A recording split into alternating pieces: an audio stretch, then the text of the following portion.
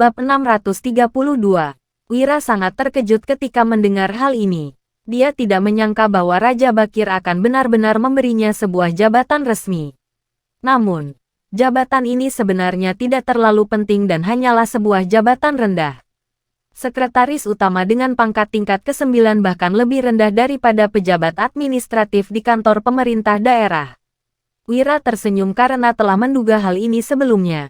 Tetapi dia tidak terlalu peduli.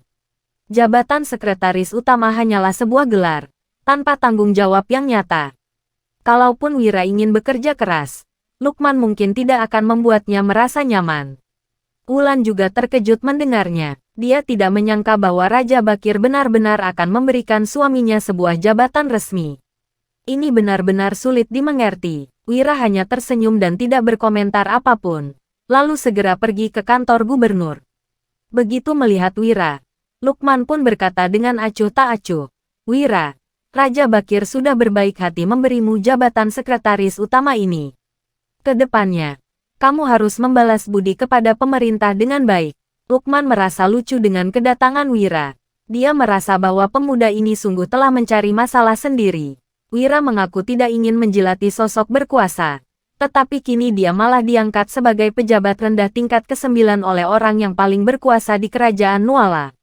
Ini jelas adalah sebuah bentuk penghinaan. Wira sendiri juga tersenyum. Dia langsung menangkupkan tangan sembari berkata, "Tuan Lukman, jangan mengolok-olokku lagi. Kamu pasti memahami maksud Raja Bakir. Jabatan sekretaris utama ini hanyalah sebuah jabatan. Nggak ada bedanya baik aku menjabat atau nggak. Apalagi, kamu tahu jelas bahwa aku nggak tertarik untuk menjadi pejabat. Jadi jangan harap aku akan melakukan banyak hal." Wira mengungkapkan pendapatnya seraya tersenyum. Sementara itu, Lukman juga tersenyum sembari menanggapi, "Kamu cukup tahu diri. Baguslah. Meskipun kamu ingin memenuhi tanggung jawabmu dengan baik, aku juga nggak akan membiarkanmu melakukannya dengan baik." Jabatan sekretaris utama memang rendah, tetapi masih memiliki kendali atas dokumen tertentu. Apabila Wira menemukan sesuatu, itu malah akan menjadi masalah. Bagaimanapun, Lukman telah melakukan banyak hal yang tidak boleh diketahui oleh pemerintah. Jika tidak, posisinya juga akan terancam. Kemudian, Wira bertanya, "Baguslah, Tuan Lukman. Aku nggak tertarik dengan jabatan ini dan kamu juga nggak bisa percaya padaku. Jadi kita bisa berpura-pura nggak tahu saja. Mengenai gajiku, aku akan menyumbangkan itu sepenuhnya ke kantor gubernur. Bagaimana menurutmu?" Ketika Wira mengusulkan ini, Lukman sontak memicingkan matanya. Dia mulai memahami apa yang dimaksud oleh pemuda ini. Mungkinkah Wira melakukan begitu banyak hal untuk memanfaatkan identitasnya ini? Apakah Wira ingin mencapai kesepakatan tertentu dengan dirinya? Dokumen-dokumen yang terkait dengan Lukman memang tidak boleh diserahkan kepadanya. Tetapi Raja Bakir yang mengangkat Wira sebagai sekretaris utama. Lukman tidak mempunyai pilihan lain selain mematuhinya. Apabila Wira benar-benar ingin melakukan sesuatu, Lukman akan terpaksa menyerahkan dokumen-dokumen tersebut. Namun, dekret kerajaan ini datang begitu tiba-tiba. Lukman bahkan tidak memiliki waktu untuk melakukan persiapan. Kalaupun ingin menghilangkan beberapa bukti, Lukman juga tidak mempunyai waktu untuk melakukannya. Jadi semuanya memang sesuai dengan apa yang dikatakan oleh Wira. Lukman menarik napas dalam-dalam, lalu berkata dengan terkejut, "Wira, apakah kamu sudah merencanakan ini sejak awal agar bisa mencapai kesepakatan denganku?" "Tuan Lukman, aku benar-benar nggak memiliki niat seperti itu. Aku hanya merasa bahwa ini adalah yang terbaik bagi kita berdua. Selain itu, apa yang kukatakan memang benar. Aku sungguh nggak ingin bekerja untuk pemerintah. Aku hanyalah seorang sastrawan yang suka menulis puisi dan bersenang-senang. Juga mencari sedikit uang saja," jelas Wira sambil tersenyum. Akan tetapi, semua ini memang adalah rencananya. Wira sangat memahami pemikiran Raja Bakir. Apabila ingin membunuhnya, penguasa tertinggi di kerajaan Nuala itu pasti telah melakukannya sejak lama. Raja Bakir adalah penguasa yang tegas. Dia bukan hanya ingin menaklukkan orang, tetapi juga membuat orang itu tunduk dengan sepenuh hati. Selain itu, alasan dia tidak menyukai Wira pasti berhubungan dengan Yuda dan Putro. Bab 633. Itu sebabnya, Raja Bakir ingin menggunakan cara ini untuk mempermalukan Wira. Akan tetapi, Wira tidak peduli. Dia hanya mementingkan identitas ini. Tak peduli jabatan apapun yang diberikan kepadanya, Wira tidak akan mengindahkannya.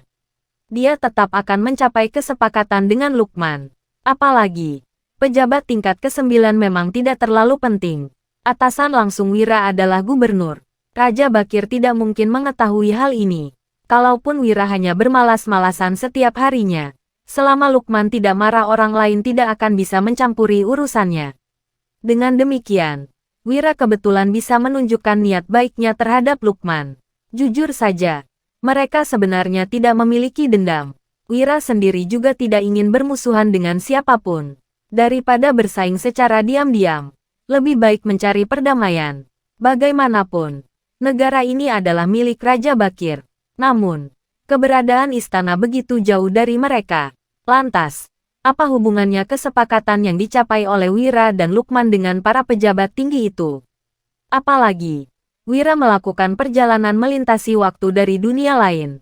Dia bukan orang dari dunia ini sehingga tidak tertarik pada pemerintahan di sini. Wira juga tidak akan tunduk di hadapan Raja Bakir.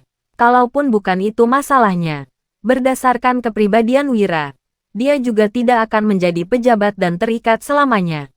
Dengan cara ini, pemerintah juga akan merasa tenang, bukan? Lukman menarik napas dalam-dalam. Dia baru saja menyadari betapa menakutkannya Wira. Dia tidak akan bisa memikirkan metode seperti ini. Dengan metode yang sangat berani ini, sedikit kesalahan saja bisa berakhir dengan hukuman mati. Pemuda ini sungguh berani. Sejujurnya, jika bukan karena identitasnya, Lukman ingin mengobrol lebih lama dengan Wira dan berteman baik dengannya. Sayangnya, dengan posisinya saat ini, kalaupun mengagumi Wira, Lukman hanya bisa menahan diri. Aku mengerti, Wira. Ini adalah rahasia kita berdua, ucap Lukman sambil mengangguk. Sebelum pergi, Wira berkata sambil tersenyum. Terima kasih banyak, Tuan Lukman. Tak lama setelah Wira pergi, kantor gubernur menerima sepucuk surat. Lukman segera membacanya dan sontak merasa lega. Tampaknya penasihat kanan juga merasa tenang sekarang. Wira, kamu memang hebat. Dengan satu puisi, kamu sudah bisa mengubah situasi menjadi lebih aman. Bahkan, aku pun gak punya pilihan lain selain melindungimu, ujar Lukman seraya menghela napas. Saat ini, dia sedang menatap surat yang diberikan oleh penasihat kanan dan hatinya tergerak. Awasi gerak-gerik Wira. Jangan biarkan dia mati. Pastikan dia tetap hidup. Setelah Wira pulang, Wulan pun bertanya dengan khawatir.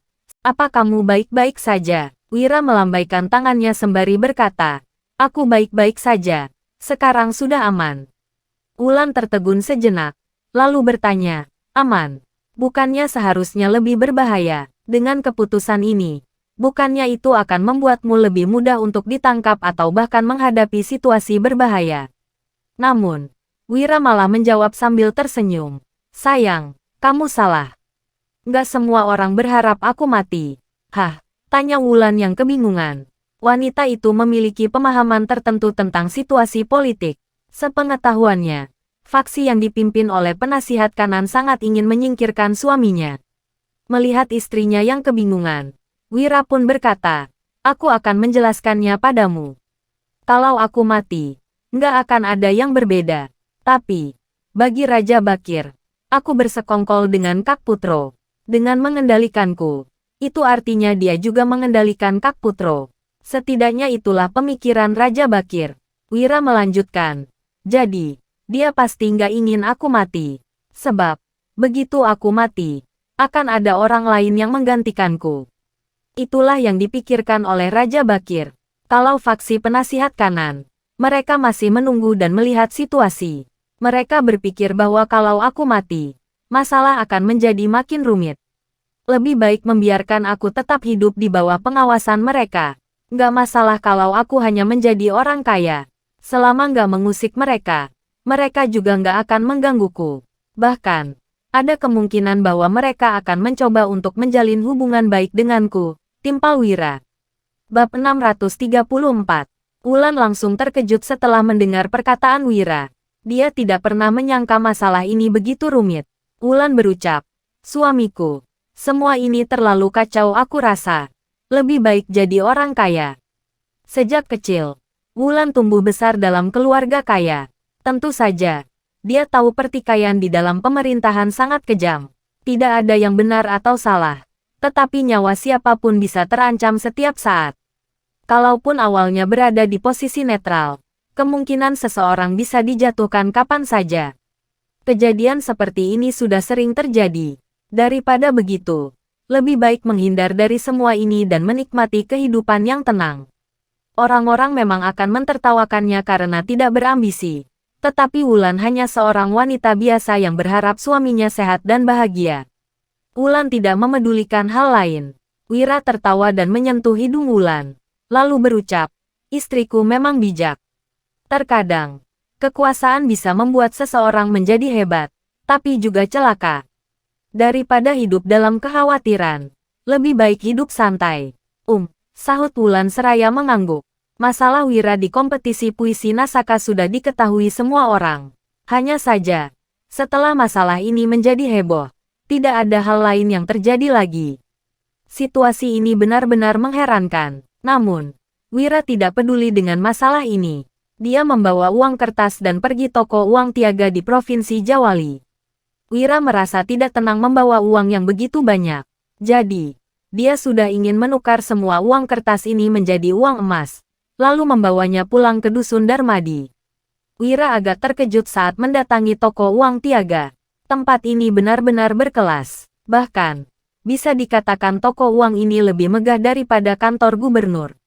Kemudian, Wira diadang oleh pengawal di depan pintu. "Kami datang untuk menukar uang kertas," ujar Danu dengan sopan. Pengawal itu tersenyum dan bertanya, "Berapa banyak uang kertas yang mau ditukar?" Danu segera menjawab, "Puluhan miliar gabak." Pengawal tersebut tercengang begitu mendengar jawaban Danu, lalu menyahut, "Baik, Puan. Kamu pasti tamu istimewa di toko uang tiaga karena mau menukar begitu banyak uang emas. Silakan masuk." Pengawal itu tidak berani berkomentar lagi, lalu segera membawa mereka memasuki toko uang tiaga. Mereka langsung berjalan masuk ke sebuah ruang privat di lantai 2. Pengawal itu berucap, "Tuan, mohon tunggu sebentar. Aku harus memanggil pengurus toko uang kami untuk menukar uang emas sebanyak itu." Selesai bicara, pengawal menyuruh pelayan menyeduh teh untuk Wira dan Danu. Setelah itu, pengawal baru pergi. Kemudian, Danu berkata, "Kak Wira, toko uang tiaga memang kaya. Tempat ini bahkan lebih megah daripada kantor gubernur." Wira juga mengangguk dan menimpali. Ini baru orang kaya yang sebenarnya.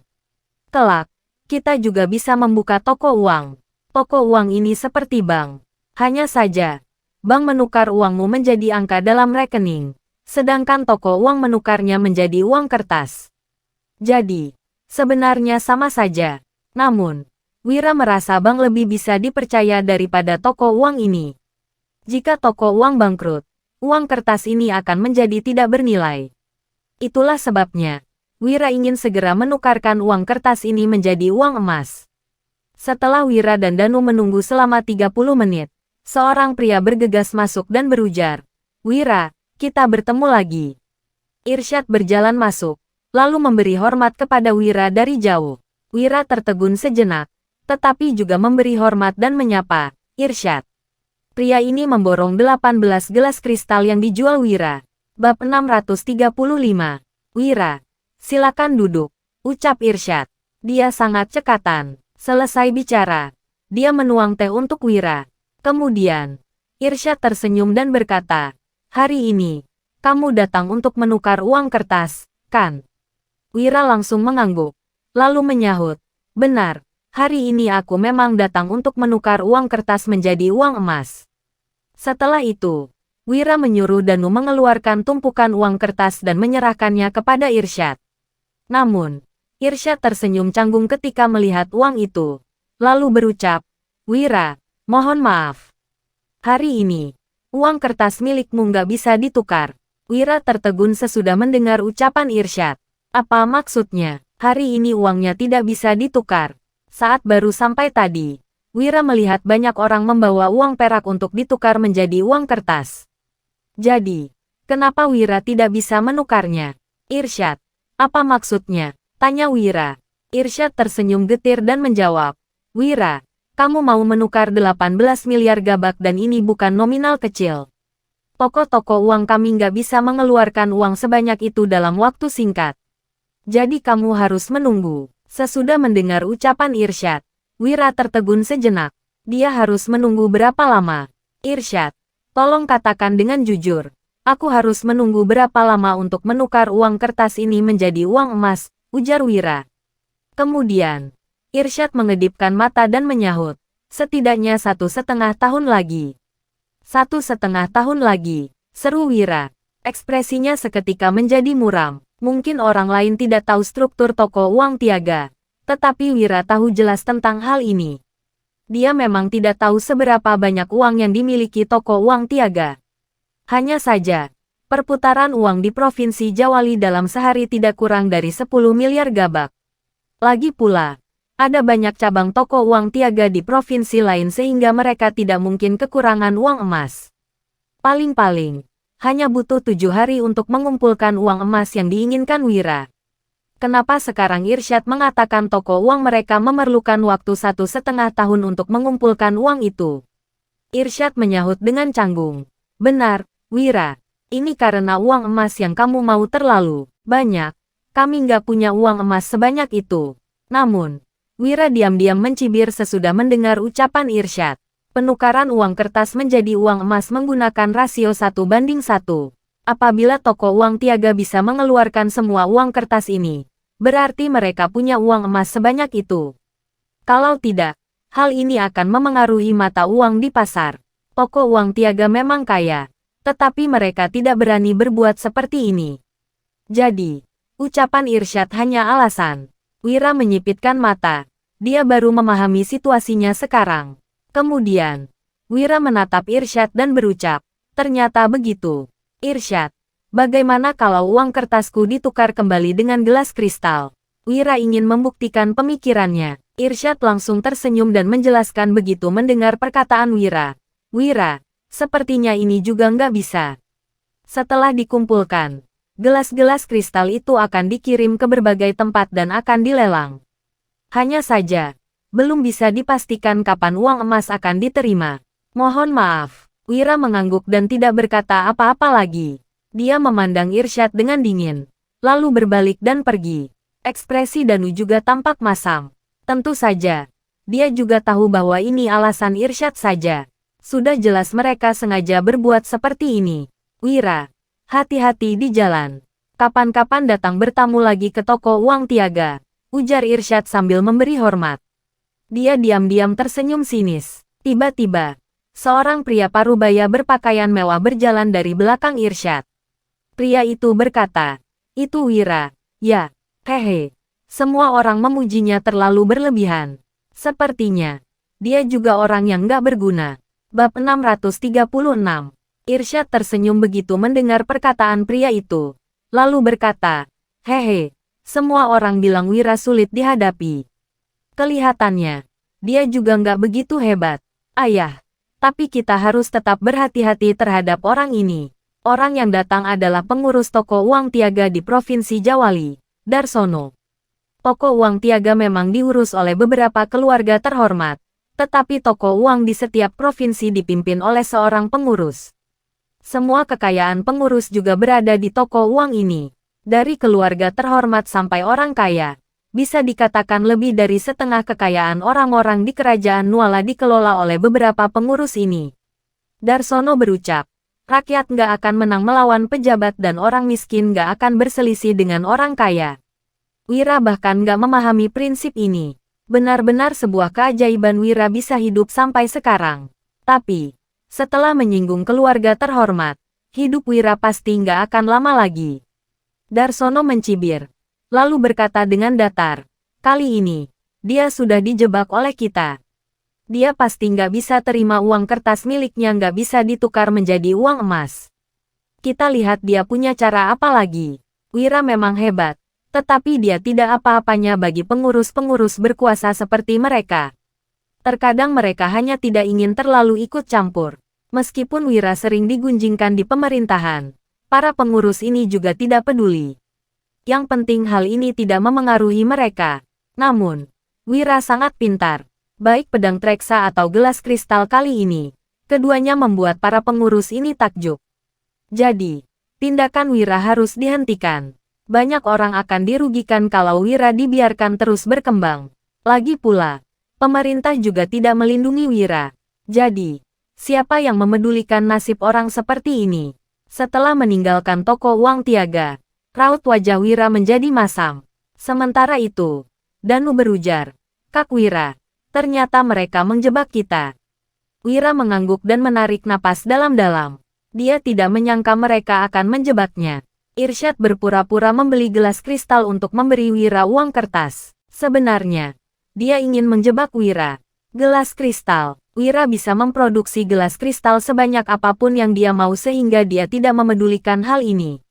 Namun, Wira tidak bisa menerima kenyataan dirinya dijebak seperti ini. Jika orang-orang ini ingin melawannya, Wira juga tidak akan berdiam diri saja.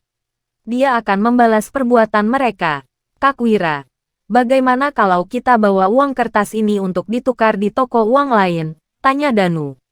Akan tetapi, Wira menggeleng, lalu menarik napas dalam-dalam dan menjawab, "Di Provinsi Jawali, mereka saja nggak mengizinkan kita menukar uang kertas menjadi uang emas.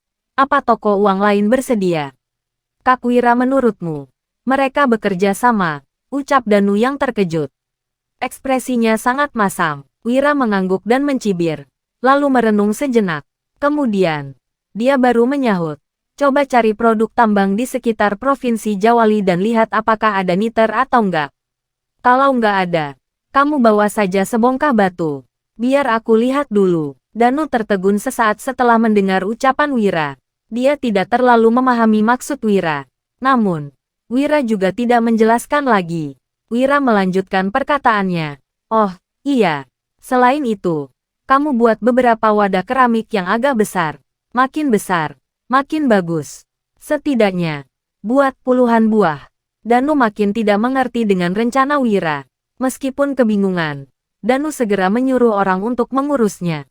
Tak lama kemudian, Danu pun kembali. Dia membawa pulang setumpuk batu. Setelah memilih dengan cermat, Wira baru melihat sebongkah batu berwarna putih. Dia segera mengambilnya dan berujar, "Ini batu yang aku cari." "Apa nama batu ini?" Danu menjawab tanpa ragu-ragu. "Batu ini namanya niter." "Kak Wira, kamu mau memakai batu ini untuk membuat apa?" Wira tersenyum, lalu menimpali, "Bukannya mereka nggak mau memberi kita 18 miliar uang emas? Apa daya, kita hanya bisa merebutnya." Danu tercengang mendengar kata-kata Wira. Dia berseru, "Merebut 18 miliar gabak. Apa yang harus mereka lakukan setelah merebutnya? Mereka harus menyimpan uang sebanyak itu di mana?" Wira tersenyum dan berkata, "Tentu saja. Mereka sudah merebut uangku. Apa aku nggak boleh merebut uang mereka?" Bab 637. Wira melanjutkan perkataannya. "Sudahlah. Aku mau batu ini dalam jumlah yang banyak. Setelah itu, angkut semua batu ini ke kampung Silali. Begitu pula dengan wadah keramik itu." Begitu Wira selesai bicara, Danu masih saja kebingungan. Namun, Danu juga tidak ragu-ragu. Dia langsung mulai bekerja sesuai dengan arahan Wira.